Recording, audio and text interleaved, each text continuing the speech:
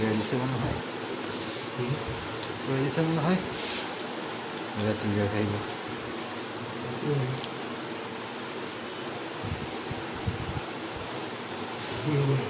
এটা জানা কথাই। মুড়ি তো আপনি আনলে পারতেন।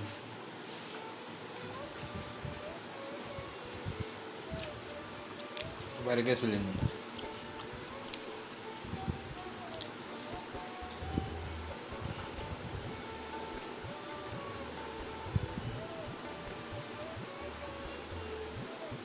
মুড়ি বা ভাত অন্য কোনো কিছু অ্যারেঞ্জ করলেও কোনো লাভ ছিল না, কারণ ঘরে যে মাংসের তরকারি ছিল, ডাল ছিল, ওগুলো খেতে নিষেধ করে দিয়েছে ওনার বউ। তাকে বলেছে এইসব খাবার যেন দুপুরে তাদেরকে দেওয়া না হয়, বাইরে থেকে 2টা করে সিঙ্গারা কিনে আনবেন।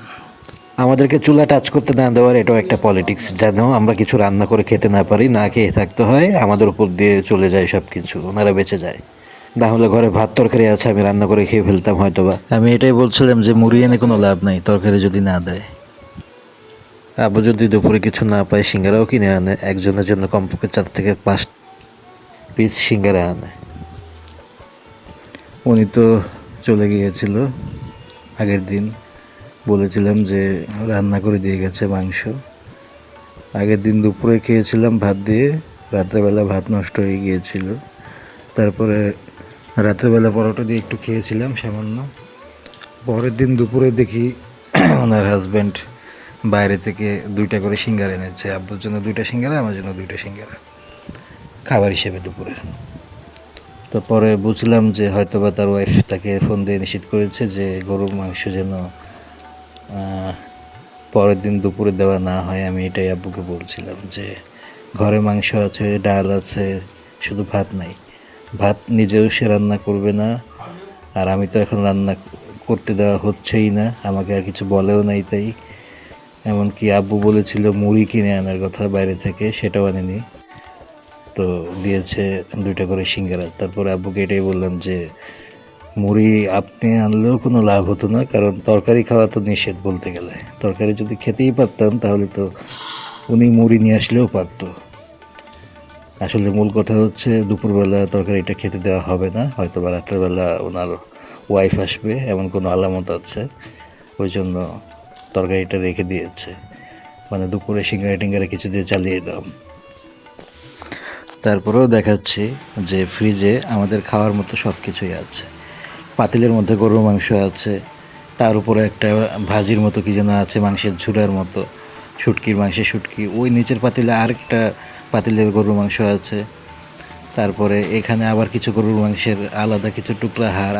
গত একটা কিনছি গতদিন, সেটা মনে হচ্ছে পাকতে অনেক দেরি আছে।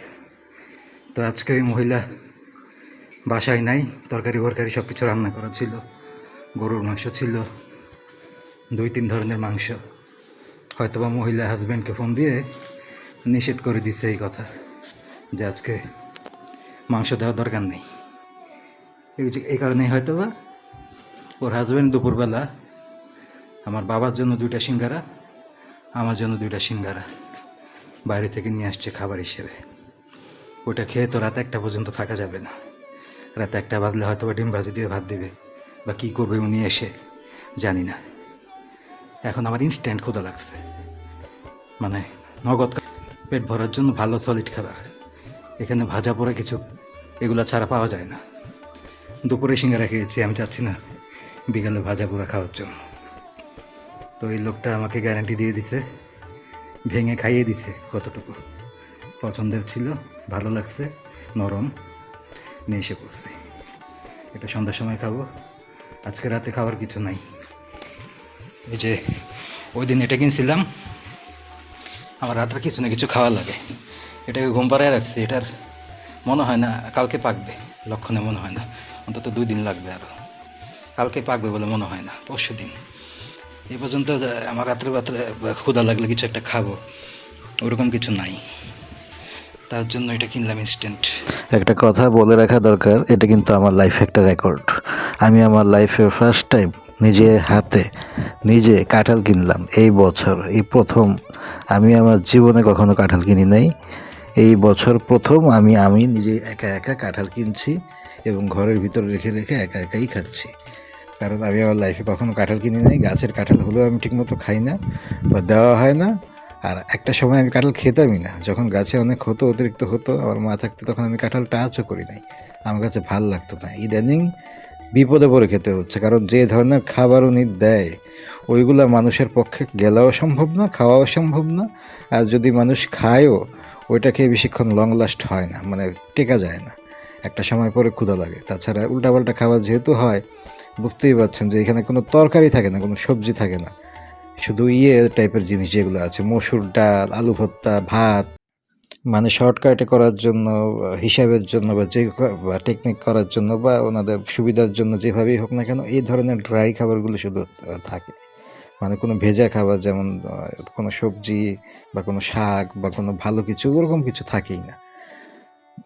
মাছ করলেও ভুনা মাছ বা একটু পানি দিয়ে হলুদ দিয়ে মাছ করে দেয়, অথবা ডিম ভাজি, এই ধরনের খাবার বেশি। তো এমন কিছুই আমি খেতে চাচ্ছি যেটা খেলে অন্তত পেটের জন্য ভালো হয়, অন্তত শরীরটা যেন কষা না হয়ে যায়। কারণ বোঝাই যায় যে দিনের পর দিন এই ধরনের টর্চার সেলে থাকলে যে কী ধরনের খাবার খেতে হয় এবং ফিজিক্যাল কন্ডিশন কীরকম হয়ে যায় একটা সময় দিনের পর দিন এগুলো খেতে খেতে। ওই জন্য আমি নিজেকে একটু এক্সট্রা রিলিফ দেওয়ার জন্য, একটু ট্রিটমেন্ট করার জন্যই বলতে গেলে আমি কাঁঠালটা খাচ্ছি। এটা খাওয়ার কারণে হয় কি, ফল তো রসালো জিনিস, এটার মধ্যে ফাইবার টাইবার আছে, অনেক কিছু আছে, অন্তত শরীরের জন্য কিছুটা হলেও ভালো এবং পেটটা ভালো থাকে। অবশেষে রাত্রেবেলা মানে ডিনারে, তো দুপুরবেলাও তো খুব অতিরিক্ত হয়ে গেছে, বা আব্বুরও খুব ক্ষুধা লেগেছে, বুঝতে পারছে যে আব্বু কিছুটা, কি বলবো, কিছুটা ডিপ্রেসড। মানে দুপুরে ঠিকমতো খাওয়া হয় না, ঘরে সব কিছু ছিল, ওদিক দিয়ে ছেলের বউ ছেলেকে ফোন দিয়ে নিষেধ করে দিয়েছে যেন খেতে না দেয়। এই ব্যাপারটা নিয়ে আব্বু অনেক বেশি ছিল মনে মনে, মুখ দিয়ে কিছু বলবে না সে কখনো, তাকে যদি মাথায় বাঁশ দিয়ে বাড়িয়েও দেয় তার বড় ছেলে, সে মুখ দিয়ে কোনো শব্দ করবে না যে আমি ব্যথা পেয়েছি বা খারাপ লেগেছে। সে হচ্ছে এই ধরনের মানুষ, কোনো রিয়েক্ট করবে না।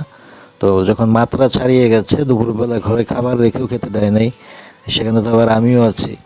আমি কিছু না বললেও আমাকে গরম দেখলে, আমার বাতাস দেখলেই বুঝে যায় যে আমার বাতাসটা কীরকম যাচ্ছে, আশপাশে একটা গরমই ছড়িয়ে পড়ে, ওটা এমনিতেই বোঝা যায় আমি যখন অ্যারাইভ করি।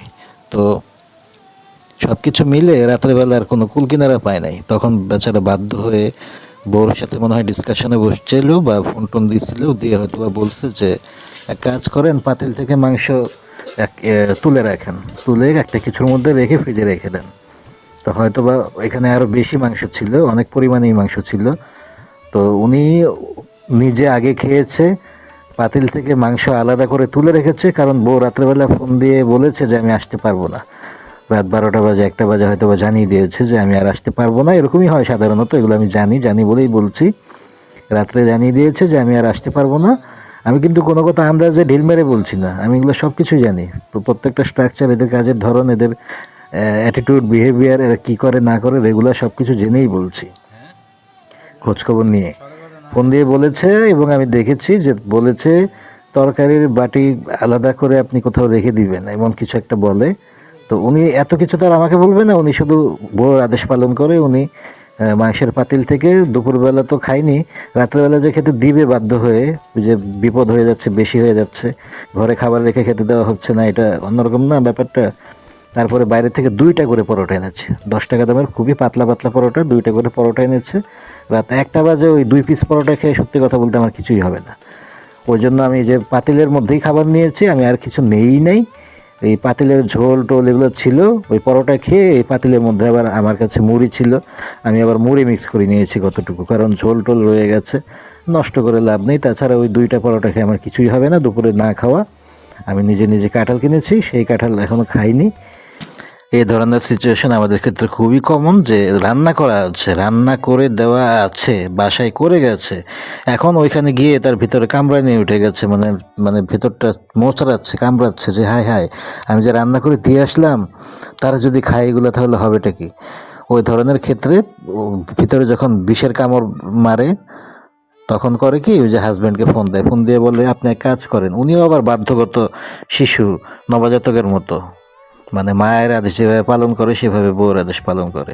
ওনাকে বলা মাত্র উনি আবার সুন্দর পুতুলের মতো চলে আসবে, মানে চাবি দেওয়া পুতুল, ছোটোবেলায় যে আমরা খেলতাম না, ওই এক ধরনের পুতুল ছিল, এখন তো ওগুলো পাওয়া যায় না। বাচ্চারা এখন মোবাইলে আসক্ত।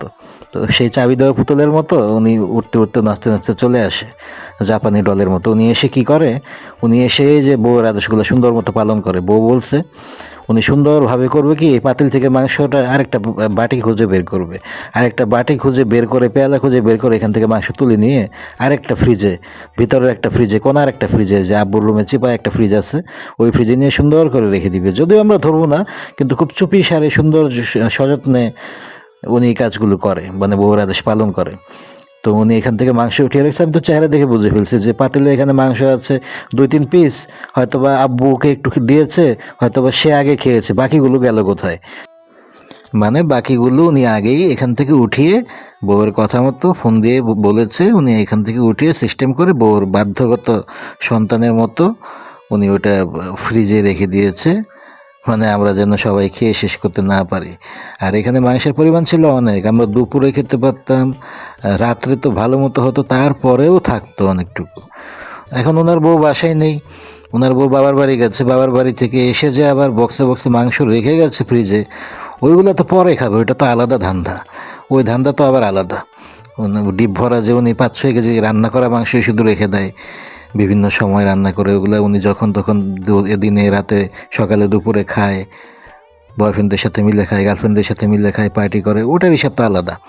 কিন্তু এমনিতে যে উনি এখান থেকে যে আমাদের জন্য যে রান্না করেছে, এখান থেকে ওনার বউর একটা কমিশন আছে না, যে বাবার বাড়ি আছে কি না কি খায়, সেখান থেকে, এখান থেকে যদি কিছু অ্যারেঞ্জ না করে, কিছু না খায়, তাহলে এখান থেকে ভাগটা কম পড়ে যাবে না।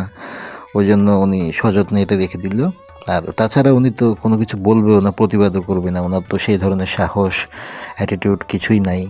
উনি তো আগে থেকেই হাফলেডিস, এটা তো পুরনো কথাই। তো দুপুরবেলা না খাইয়ে রেখেছে, তো অনেক শাস্তি হয়ে গেছে। তো রাত্রেবেলা সেই জন্য ভাবছে যে না, একটু রিলিফ দরকার, বেশি করলে তো আবার তার কেটে যাবে, তাই না? সব কিছু ব্যালেন্স করে চলতে হয় লাইফে, এই জন্য রাতে একটু দিয়েছে আমাদের। আর কাঁঠালের ব্যাপারে আমার একটা কথা এখন মনে পড়লো, বলে রাখা ভালো। আমাদের কাঁঠাল গাছ ছিল 8 থেকে 10টা, এই মহিলা এবং এই মহিলার হাজব্যান্ড মিলে কাটাকাটি করেছে নিজেরা, এখন কম আছে, তারপরেও কিন্তু বেশ ভালো পরিমাণ আমাদের খাওয়ার মতো কাঁঠাল হয়ে যায় বছরে। কাঁঠাল গাছে ঝুলে আছে, একেবারে নিচেই ঝুলে আছে, আমি চাইলে যে কোনো সময় ছিঁড়ে ঘরে এনে খেতে পারি, যা খুশি করতে পারি, সেই ক্ষমতা, অধিকার, রাইটস, সাহস সব কিছুই আমার আছে, কিন্তু আমি সেটা করছি না ইচ্ছা করে, আমি করব না, এটাই আমার জেদ। কারণ এই অবৈধ মহিলা যখন অবৈধ কর্তৃত্ব করে, নোংরামি করে এই বাড়ির মধ্যে রাজ করছে, আমার ফ্যামিলির কিছু মানুষ, আমার রিলেটিভদের কিছু, এইগুলা তারা এনজয় করছে, তারা কিছু বলছে না। এমনকি আমার নানার বাড়ি আমার বাসার থেকে 10 মিনিটের দূরত্ব, সেখানে কাঁঠাল গরুও খায় না। আমি যদি বাজার থেকে কাঁঠাল কিনতে যাই, আমার মুখ লুকিয়ে কিনতে হবে লজ্জায়, কারণ আমার আশেপাশের লোকেরা যদি দেখে, পরিচিত মানুষ যারা, আমার নানার বাড়ির আশেপাশের লোকেরা, তাহলে আমাকে নিয়ে মজা করবে যে তুষার কাঁঠাল কিনে নিচ্ছে, কাঁঠাল খাচ্ছে একা একা। মানে এটা খুবই হাস্যকর একটা ব্যাপার, মানে লজ্জায় আমি যে বাইরে থেকে কিনবো এটাও পারবো না। আমি যে কিনি অন্য একটা এরিয়া থেকে কিনি, অন্য একটা সাইড থেকে কিনি, আমি ওই দিকে যাই না যেদিকে আমার নানার বাড়ির লোকেরা আছে, কারণ আমার নানার বাড়ির দূরত্ব হচ্ছে 10 মিনিট আমার বাসা থেকে, সেখানে কাঁঠাল গরুও খায় না। আমি বিকালবেলা প্রতিদিন গেলে পারি, ঘুরতে যেতে পারি, এমনি সেমনি, তখন বেড়াতে গেলে পারি, নিয়ে আসতে পারি, কিন্তু আমি যাই না, যাবও না।